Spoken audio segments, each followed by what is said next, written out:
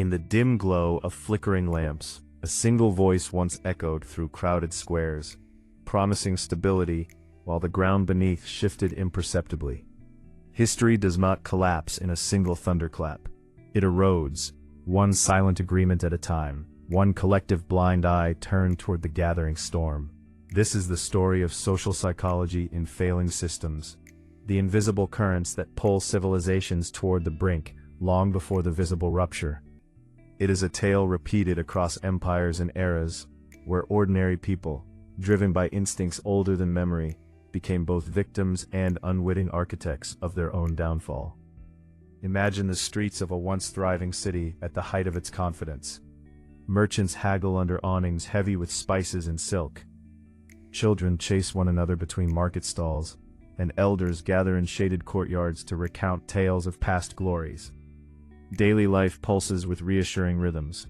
The clang of blacksmith hammers, the laughter spilling from taverns, the steady footsteps of guards patrolling walls that have stood for centuries. Families plan for tomorrow with the quiet certainty that the world they know will endure. Yet beneath this surface of normalcy, subtle fractures form, invisible to those immersed in routine. Social bonds that once reinforced cooperation now begin to mask growing unease. Neighbors exchange knowing glances but say nothing, preserving the comfort of shared denial. Early warning signs emerge not as alarms, but as whispers. A harvest falls short, yet officials reassure the public with optimistic projections. Prices climb gradually, and people adjust by tightening belts, telling themselves it is temporary. Psychologists would later call this cognitive dissonance, the mind's desperate effort to reconcile uncomfortable realities with deeply held beliefs about stability. In ancient Rome, as barbarian pressures mounted on the frontiers, citizens in the capital continued attending games and festivals, their sense of exceptionalism blinding them to the slow drain on resources. No single event screamed danger. Instead, 1,000 small accommodations accumulated, each one making the next deviation from reality feel less jarring. The human brain, wired for immediate threats like predators or fire, struggles to perceive gradual systemic decay. As instability rises, social dynamics shift in predictable yet devastating ways. Groupthink takes hold in the halls of power, where advisors echo the leader's optimism rather than risk discord. Conformity pressures silence dissenters who notice supply lines thinning or loyalty fracturing among distant legions. Ordinary citizens, facing uncertainty, seek belonging in increasingly polarized factions, each side constructing narratives that blame the other for mounting woes. Fear spreads not through facts alone, but through emotional contagion, that rapid transmission of anxiety from one person to the next in crowded forums and marketplaces.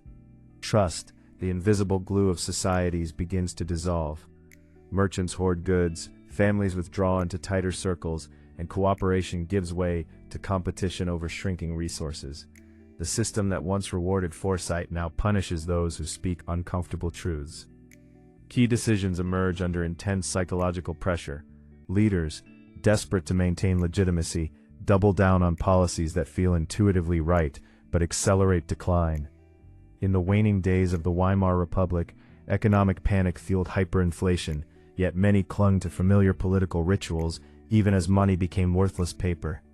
Social identity theory explains how people derive self-worth from group membership, leading them to defend failing institutions long after evidence mounts against them.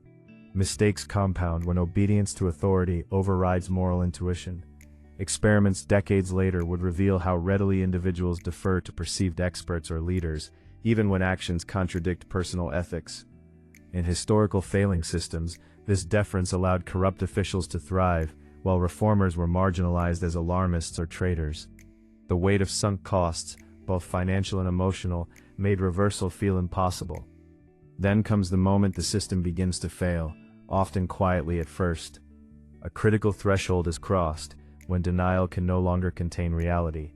In the Soviet Union of the late 1980s, years of central planning had created hidden shortages and inefficiencies, yet official statistics painted a picture of steady progress. When glasnost allowed limited openness, the psychological dam broke. People who had long practiced doublethink, holding contradictory beliefs to survive, suddenly confronted the gap between propaganda and lived experience. Stores emptied, Queues stretched for hours, and the once reliable social contract of state-provided security crumbled. What began as isolated complaints swelled into widespread disillusionment.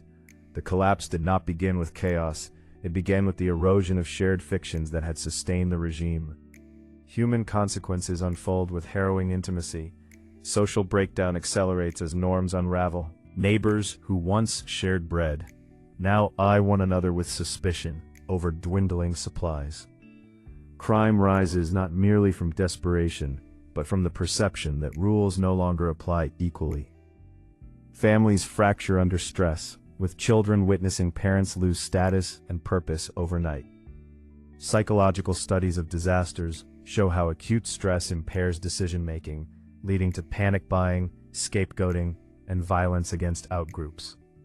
In revolutionary France, the collapse of the Ancien regime unleashed waves of terror, as long-suppressed grievances found expression in mob justice. Fear becomes a tangible presence in the air, thick with the smell of smoke from distant fires, the distant shouts of crowds, and the unnatural silence that follows when trust evaporates. People adapt by forming new tribal alliances, trading old loyalties for immediate survival. The social fabric tears in ways that echo across generations.